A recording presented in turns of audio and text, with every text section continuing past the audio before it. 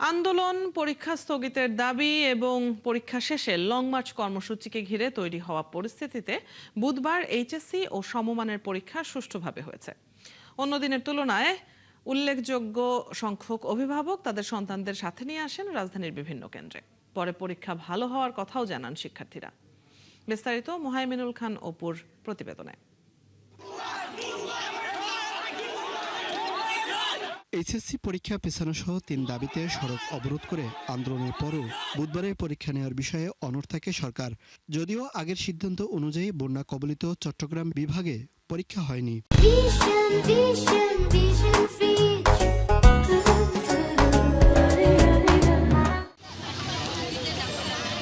সকাল ৯টায় ঢাকা সিটি কলেজে পরীক্ষার জন্য আসতে থাকেন শিক্ষার্থীরা, সাথে ছিলেন অভিভাবকরাও। তারা কেন্দ্রের বাইরে অবস্থান করেন, কেউ গাছের ছায়ায়, আবার কেউ বা ফুটপাতে। অনেকে কেন্দ্রের ফটকের সামনে অপেক্ষা করেছেন। সবার মুখেই ছিল উদ্বেগ ও উৎকণ্ঠার ছাপ। পদার্থ প্রথম পত্র পুনরায় নিলে খুবই ভালো হয়, আর চট্টগ্রাম বোর্ডের সাথে দ্বিতীয় পত্রটাও নিলেও খুবই ভালো হবে।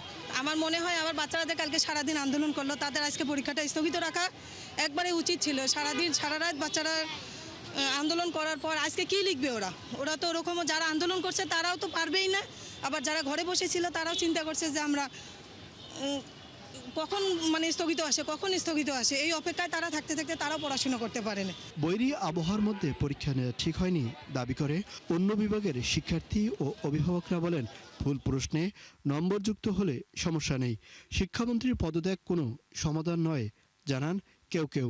শিক্ষামন্ত্রী বলছিল যে ওই ৬ নম্বর আর ৭ নম্বর প্রশ্নের মার্ক নাকি দিয়ে দিবে, যদি দিয়ে দেয় ওকে, আর যদি পরীক্ষা নিতে চায় সরকার তাও ঠিক আছে, সমস্যা নেই। তবে মার্ক দিয়া মনে হয় অটো মার্ক দিয়ে দিলেই ভালো হবে। এটা পরীক্ষার প্রভাব পড়ছে। আমরা যদি প্রিপারেশন ভালোভাবে নিতাম এবং আমাদের 2 দিন সময় দেওয়া হইতো, তাহলে আমরা ভালো এক্সাম দিতে পারতাম। বাতিলের ব্যাপারে আমি একমত না, কারণ অনেকেই ভালোভাবে পরীক্ষা দিচ্ছে। কারণ আমার মেয়ে ছিল বাণিজ্য, সে ভালো পরীক্ষা দিচ্ছে, কিন্তু যে পদার্থবিজ্ঞানে ওখানে ভুল প্রশ্ন করছে, প্লাস যে ওয়েদার ছিল সেই ওয়েদারে ছেলেমেয়েরা আসতে অনেকেই কষ্ট হয়েছে। আজকে ঝামেলা হইতে পারে, তিনি আজকে পরীক্ষা স্থগিত করা হলে আমাদের জন্য একটু ভালো হইতো। পরীক্ষা শেষ হলে শিক্ষার্থীরা বুধবারের পরীক্ষা নিয়ে সন্তোষ প্রকাশ করেন।